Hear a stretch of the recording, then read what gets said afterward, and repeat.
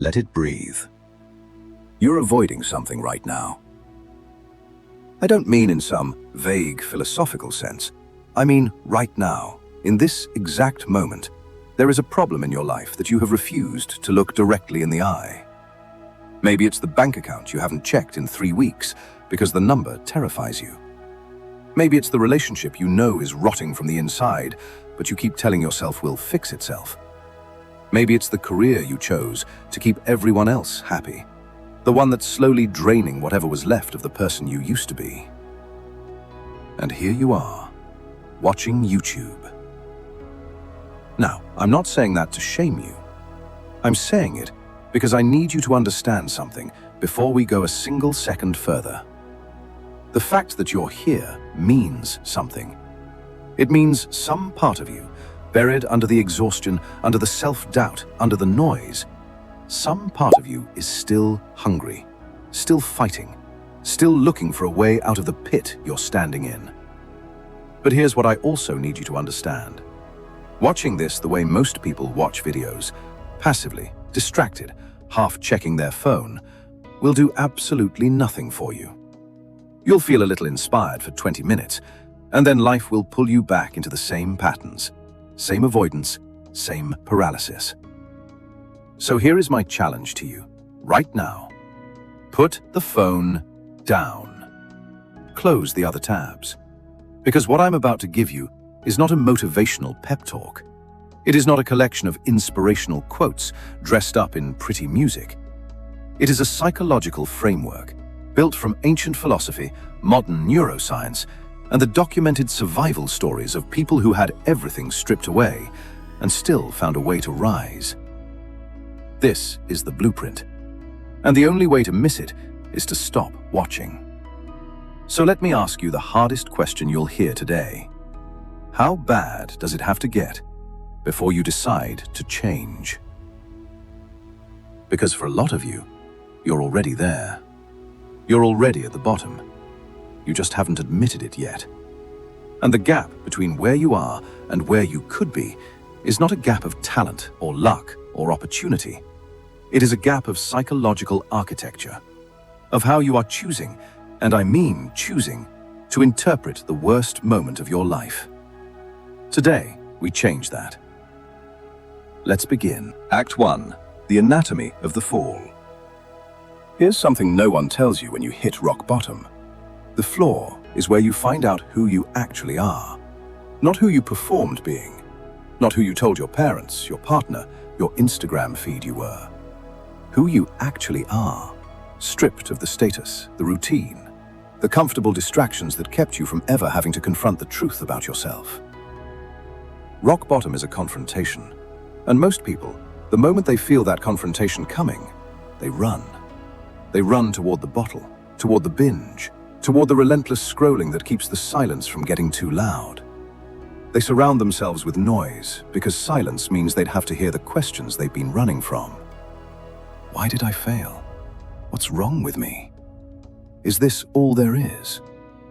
But here's the psychological reality that nobody wants to talk about. Running from rock bottom doesn't delay it. It deepens it. Every week you spend in avoidance is another week of interest compounding on a debt you're going to have to pay eventually. The pit gets wider. The walls get steeper. And when you finally do fall, and you will fall, because avoidance is not a strategy, it is a delay mechanism, the fall will be harder than it ever needed to be. So let's talk about what actually happens inside the human brain when it hits crisis. When you lose your job, not just any job, but the job you'd built your entire identity around, your nervous system doesn't process that as a career event. It processes it as a survival threat. The same neurological alarm system that your ancestors used to detect predators fires up when the HR manager asks you to hand in your badge. And when your nervous system is flooded with cortisol and adrenaline, the prefrontal cortex, the part of your brain responsible for rational thinking, long-term planning, and emotional regulation, goes partially offline. This is why people make catastrophically bad decisions after major losses. It's not weakness, it's not stupidity, it's biology. Your brain, in a state of perceived crisis, defaults to one of 3 modes: fight, flight, or freeze. And for most people experiencing rock bottom, the mode they get stuck in is freeze. You know what freeze looks like in modern life. It looks like spending 6 hours a day watching content and calling it research. It looks like making a list of everything you need to do and then spending 3 days looking at the list. It looks like knowing your relationship is over, but staying in it for another 8 months because the empty apartment is more frightening than the slow death of staying. Freeze looks like the most productive seeming inaction you've ever witnessed, wrapped in the language of not being ready yet. But here's where ordinary people and the ones who eventually rise begin to diverge. The people who rise do not somehow avoid the neurological shutdown. They are not superhuman. What they have is something far more learnable, a different interpretive framework for failure. Research from Dr. Carol Dweck at Stanford confirms the pattern. People who recover from catastrophic failure at elite levels do not experience rock bottom as a verdict. They experience it as data. Read that again. Not a verdict. Data. The job loss is not proof that you are worthless. It is information about an environment that was no longer aligned with your trajectory, or a skill set that needs to be sharpened, or a path that was never truly yours to begin with. The devastating breakup is not proof that you are unlovable. It is information, brutal, excruciating, necessary information about incompatibility, about your own emotional patterns, about the places inside you that still need healing before you can build something that lasts. The financial ruin is not proof that you were born to struggle. It is a detailed map of the decisions, the blind spots, the misaligned values, the unchecked impulses that led you here. And if you are willing to study that map instead of burning it, it becomes the most valuable education you never paid tuition for. This is the fundamental psychology of the fall. It does not determine your future. It reveals it. Most people hit rock bottom and immediately ask, how do I get back to where I was? That is the wrong question. Where you were is what produced the fall. Going back is not recovery. It's setting up the conditions for the next collapse, which will come sooner and hit harder, because you never dealt with what caused the first one. The right question, the one that separates people who rise from people who merely survive, is this: what is this trying to show me? That question is the beginning of everything. And when you can hold it without flinching, without reaching for a distraction, that is when the real work begins. Act 2. The Ancient Mental Dojo. There is a swordsman who was born in Japan in 1584. His name was Miyamoto Musashi. By the time he was 29 years old, he had fought in more than 60 duels to the death and never lost a single one. The men he fought were not amateurs. Many were considered the finest warriors of their era, and Musashi beat them all. But what's remarkable about Musashi is not the winning. It's why he won. And it has almost nothing to do with the sword. In his masterwork, The Book of Five Rings, Musashi wrote something that reads like it was written specifically for someone watching this video right now. There is nothing outside of yourself that can ever enable you to get better, stronger, richer, quicker, or smarter. Everything is within. Everything exists. Seek nothing outside of yourself. Think about what that means in the context of rock bottom. Every time you're sitting in your car at 2 in the morning trying to figure out how your life got here, your instinct is to look outward for the cause. It was the economy. It was the narcissistic ex. It was the company that downsized. And some of that may be partially true. But Musashi is telling you that the moment you make your recovery contingent on external circumstances changing, you have already lost. Because you cannot control external circumstances. You can only control the interior landscape of your own mind. The people who rebuild after catastrophic failure are not the ones who waited for the world to become fair. They are the ones who became so formidable internally that the external world eventually had no choice but to respond. Now let's travel to a different century. A man named Lao Tzu, writing in what would become one of the most read texts in human history, the Tao Te Ching. And Lao Tzu gives us something that seems, on the surface, to be the opposite of Musashi's warrior philosophy. He writes, "Yield and overcome, bend and be straight, empty and be full." This concept is called Wu Wei, non-resistance or effortless action. And before you dismiss it as passive or soft, understand what it actually means in psychological terms. Lao Tzu is describing a principle that modern trauma therapists spend years helping their patients understand. Resistance to pain amplifies pain. The harder you fight against the reality of your rock bottom, the more energy you spend denying it, suppressing it, white-knuckling your way through it, the more power it holds over you. Water does not fight the rock. It flows around it. And in doing so, over time, the water shapes what it flows around. Not through force, through consistency and yielding. What does this mean for you, practically? It means the first act of rebuilding is not aggression, it is acceptance. Radical, unflinching acceptance of exactly where you are. Not resignation. Acceptance is not the same as resignation. Acceptance is saying, this is real. This happened. This is my current reality. And I will not spend another ounce of energy pretending otherwise. That acceptance is the moment you stop spending resources on denial and start channeling them toward rebuilding. And then there is Sun Tzu. In The Art of War, a text still taught in military academies and business schools 2,000 years after it was written, he says, "He who knows when he can fight and when he cannot will be victorious." This is the principle of tactical retreat, and in the psychology of rock bottom, it is perhaps the most critical insight of all. One of the great lies of hustle culture is that retreat equals failure, that stepping back means giving up. Sun Tzu disagrees. Knowing when not to fight is itself a form of mastery. If you are genuinely, completely depleted, throwing yourself back into the arena is not courage. It is recklessness. It is sending an exhausted army into battle and calling it bravery while watching them collapse. The sound strategy: retreat to rebuild. Go quiet, sharpen the mind, restore the body, clarify what matters, and then advance with the precision that only comes from someone who waited until they were actually ready. 3 men, 3 frameworks, and between them, the most powerful psychological tools you can carry into your recovery. Look inward for the source of your power. Let acceptance be the beginning of strategy, not the end of it. And understand that the retreat is part of the plan, never a deviation from it. If you're still here, if you've made it this far without clicking away, you're already demonstrating something important about yourself. A willingness to sit in discomfort, to face hard things. And that trait is the raw material of recovery. Join this community of people who are doing the same thing, the ones choosing to face it rather than run.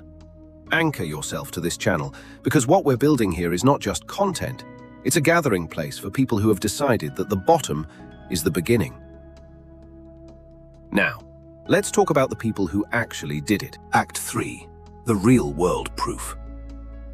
I want to tell you about a man who spent the night of May 15th, 2000 in a jail cell. He'd been arrested so many times by that point that the booking process had become almost routine. Substance abuse, disorderly conduct, violations stacking on top of violations. His career, which had once been the hottest in Hollywood, was in ruins. Directors wouldn't hire him. Insurers wouldn't cover him. Studios that had once begged for him had quietly removed his name from their lists. His name was Robert Downey Jr. And at that moment, in that cell, he was not Iron Man. He was not an Avenger. He was a man who had burned everything down: talent, relationships, opportunity, reputation, and was sitting alone in the rubble, wondering if anything was left to save. Here is what I want you to understand about his recovery, because the story that gets told in magazines misses the psychological mechanics entirely. His turning point was not a dramatic scene of clarity. It was a decision, painful, unromantic, repeated every single day, to accept that he could not recover the same way he had fallen. His wit, his charisma, his ability to perform through any situation, those tools were useless in a room with no audience. What actually rebuilt Robert Downey Jr. was structure. Daily, unglamorous, relentless structure. Martial arts. An accountability system of people honest enough to tell him hard truths. A complete dismantling of the environment that had enabled his descent. The people, the places, the patterns that had made staying sick feel normal. Psychologists call this environmental design. Your willpower is a finite resource. It runs out when you're tired, when you're stressed, when you're lonely at 2 in the morning and the old pattern is whispering.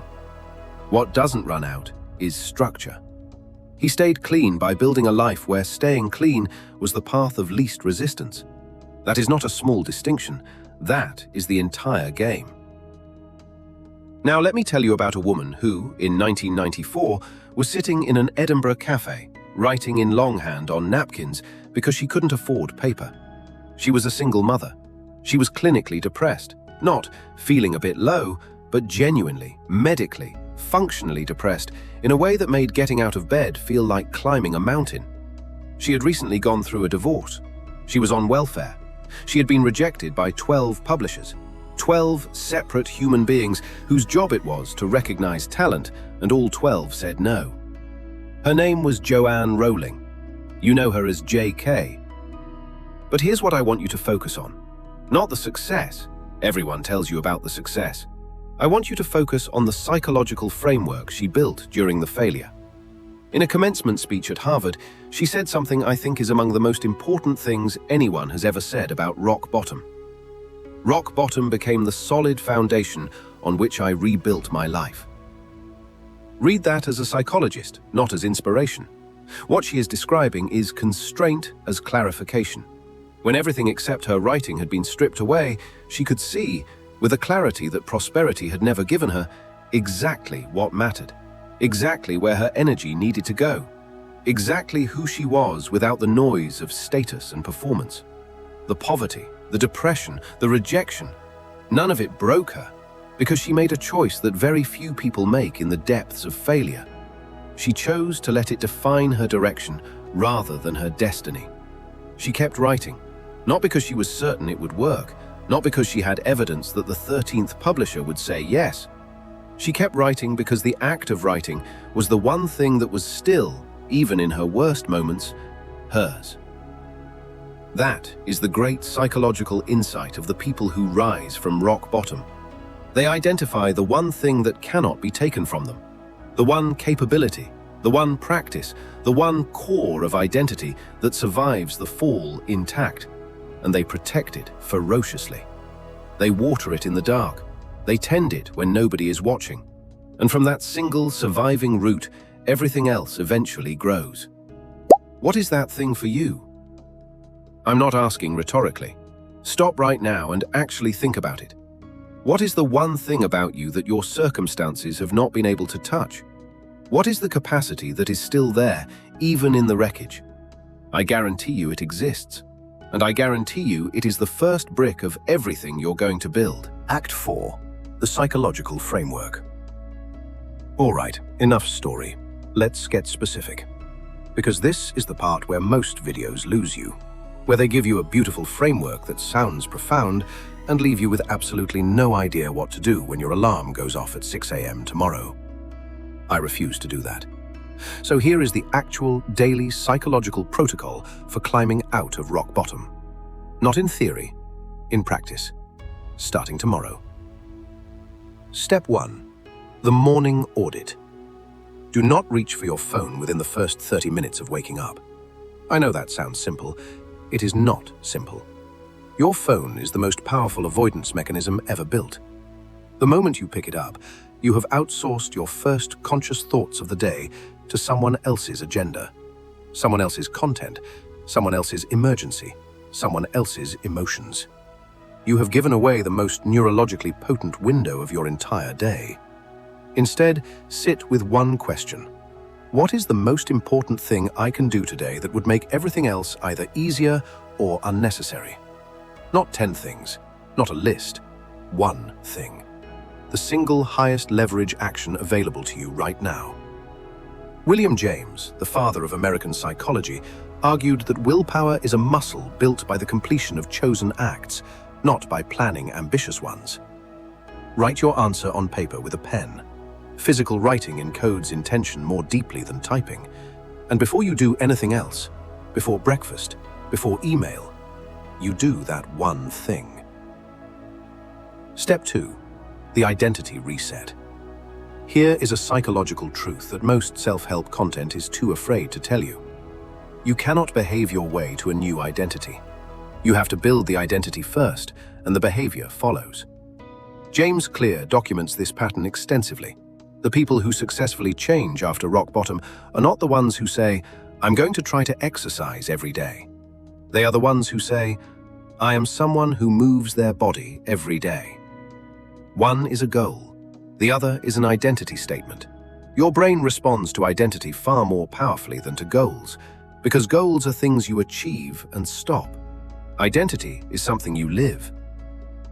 Every morning after your audit, write 3 identity statements. Not affirmations, not manifesting in front of a mirror. Statements that are currently true in embryonic form. I am someone who faces problems rather than running from them. I am someone who learns from every setback. I am someone who keeps going when it would be easier to stop. You're watching this video right now, which means every one of those statements has truth in it already. You are giving your brain a target to consolidate around and, through daily repetition, beginning to rewire the default narrative your nervous system tells about who you are. Step 3. The elimination of the safe retreat. This one is going to hurt. You have a safe retreat. Every single person going through rock bottom has one. It is the thing you do when the discomfort of rebuilding becomes too much. The Netflix binge, the ex you keep texting, the bottle, the hours of gaming, the social media rabbit hole. The thing that gives you just enough temporary relief to make it to tomorrow without doing anything about your situation. Your brain's seeking of relief in the face of pain is biology, not weakness, but it is killing your recovery. Here is your practice. Name it. Write it down, not to shame yourself, to see it. There is extraordinary power in making the unconscious conscious. Once you've named it, set one specific, measurable boundary. Not, "I'll do it less." Less is not a number. Your brain will negotiate less into almost the same amount within 3 days. Specific.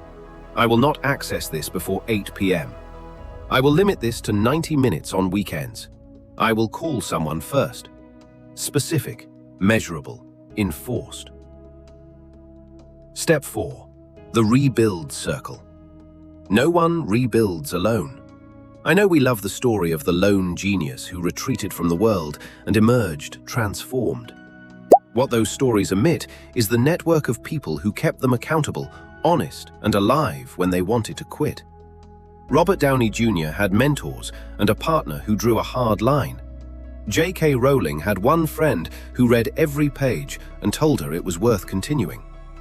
Every genuine comeback had at minimum one person who believed in it before there was any evidence to justify that belief.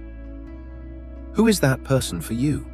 If the answer is, "I don't have one," then your first project is not the career or the finances. Your first project is finding that person. A therapist, a mentor, a community, even an online one, of people in the same rebuilding process. Isolation is not where recoveries happen. Isolation is where rock bottom calcifies into permanent. Your nervous system co-regulates with other nervous systems. Your capacity to think clearly and take rational action is literally enhanced by proximity to stable, honest humans. This is not soft advice. This is neuroscience. Step 5. The reckoning. Once a week, every Sunday, you sit down and do what I call the reckoning. 30 minutes, no distractions. 3 questions in writing. 1.